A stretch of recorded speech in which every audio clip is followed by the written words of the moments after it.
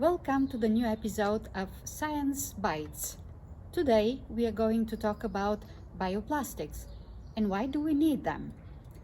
With our nephew Martin, we realized that in a range of 2-3 days, our families are collecting a big amount of plastic items.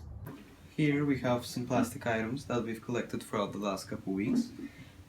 These are some daily items that we use in our daily lives, and unfortunately some of these daily items can only be used once, and they cannot be recycled, reused and stuff like that, and in the end they might end up in the environment and harm the environment itself and our own world. Plastics are everywhere around us and serve for many purposes, as they're cheap, easily available and perdurable. But exactly this constitutes one of their big disadvantages. They resist in nature and are not degradable. Plastic accumulates in landfills and causes the pollution of groundwater. Plastic pollution is hazardous for marine animals, which get entangled. Microplastics and nanoparticles are becoming a serious problem for our health in the last decade. Scientists are already working on this problem in different directions. One of the solutions is to substitute the raw material for synthesis of plastics, the crude oil, with natural polysaccharides. Polysaccharides in the form of starch is the most suitable raw material for synthesis of bioplastics. Starch is contained in many things we eat and has several favorable thermoplastic properties, and it is biodegradable.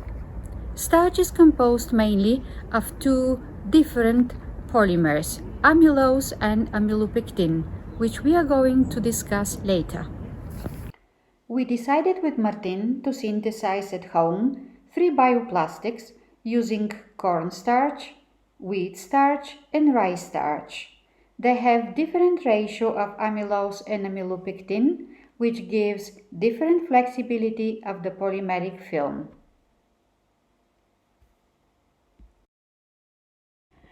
In order to synthesize the bioplastic samples, 1 tablespoon of starch, 1 teaspoon of vinegar 5%, 4 tablespoons of water and 1 teaspoon glycerin bought in a pharmacy were added in a small pan and stirred thoroughly. The mixture was boiled for around 10 minutes with constant stirring.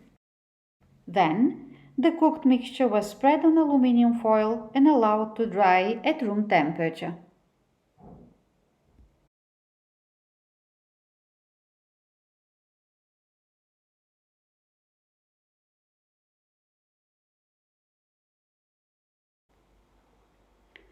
This is how the polymers look after 3 days of drying. In the next stage, Martin placed small pieces of bioplastics in soil at equal depth of 2 centimeters. The samples were left for 10 days and watered from time to time. In this way, we wanted to check whether the samples will degrade by the action of microorganisms in soil.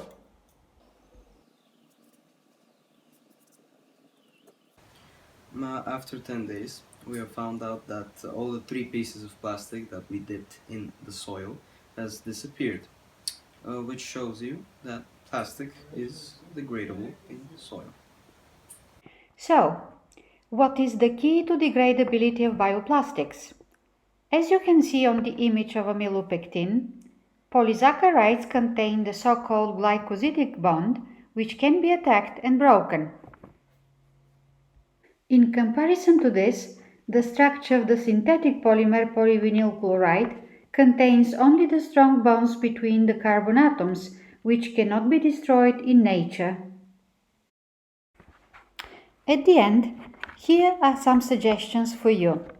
You can experiment with other types of starch.